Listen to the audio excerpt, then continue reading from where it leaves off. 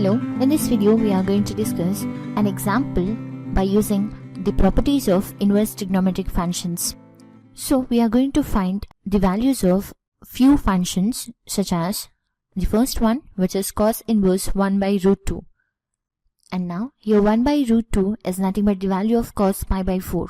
So we can write this function as cos inverse cos pi by 4. And by using the property of cos inverse cos theta is equal to theta for the condition theta belongs to 0, pi. And here our angle is pi by 4, so we get the result as pi by 4 as it belongs to 0, pi. So therefore the value of cos inverse 1 by root 2 is equal to pi by 4. And now let us consider the second example. So here we have to find the value of secant inverse of minus root 2.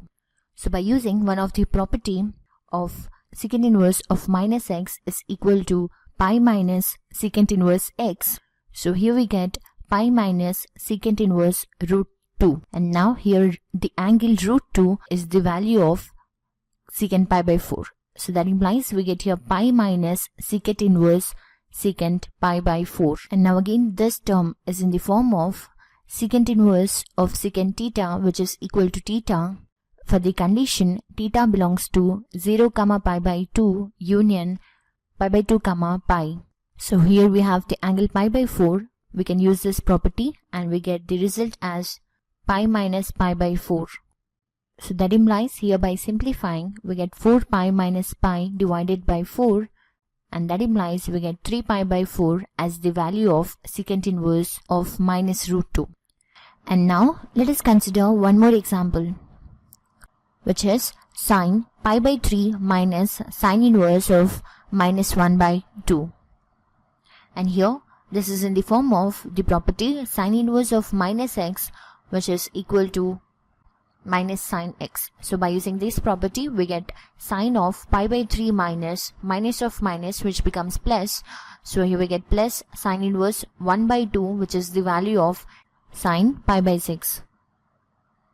And now here this term is in the form of the property sine inverse of sine theta, which is equal to theta.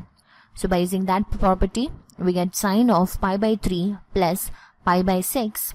So that implies we get sine, and here by taking LCM we get 6, and in the numerator we get 2 pi plus pi.